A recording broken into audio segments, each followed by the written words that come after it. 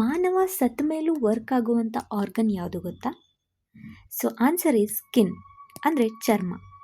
ಯಾಕೆ ಅಂತ ಹೇಳ್ತೀನಿ, ವಿಡಿಯೋನ ಎಂಡ್ವರೆಗೂ ನೋಡಿ.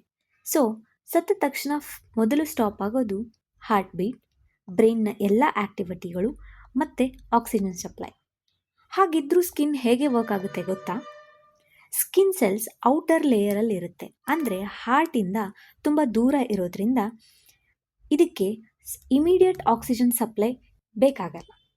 ಆದ್ದರಿಂದ ಸತ್ತ ಮೊದಲ 24 hours ಸ್ಕಿನ್ ಇನ್ನೂ ಬದುಕಿರುತ್ತೆ ಅಂತ ಹೇಳ್ತಾರೆ, ಇನ್ನೂ ವರ್ಕ್ ಮಾಡುತ್ತೆ ಅಂತ ಹೇಳ್ತಾರೆ.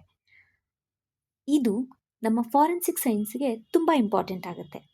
ಸೊ ಹಾಗಾದರೆ ಹೇರ್ ಮತ್ತು ನೇಲ್, ಕೂದಲು ಮತ್ತು ಉಗುರುಗಳು ಸಹ ಗ್ರೋತ್ ಆಗುತ್ತಾ? ಇಲ್ಲ, ಇದು ಒಂದು ಸಣ್ಣ ಇಲ್ಯೂಷನ್ ಅಷ್ಟೇ.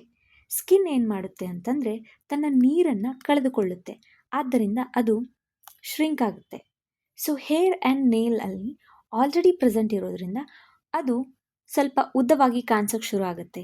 ಇಲ್ಲಿ ಗ್ರೋತ್ ಇರಲ್ಲ, ಜಸ್ಟ್ ಅಪಿಯರೆನ್ಸ್ ಚೇಂಜ್ ಆಗ್ತಿರುತ್ತೆ ಅಷ್ಟೇ.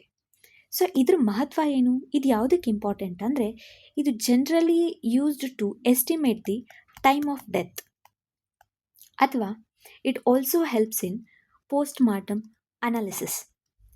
ಐ ಹೋಪ್ ನಿಮಗೆ ಈ ಟಾಪಿಕ್ ಇಂಟ್ರೆಸ್ಟಿಂಗ್ ಅನಿಸ್ತು ಅನ್ಕೋತೀನಿ. For more such content, subscribe Sadhana spear.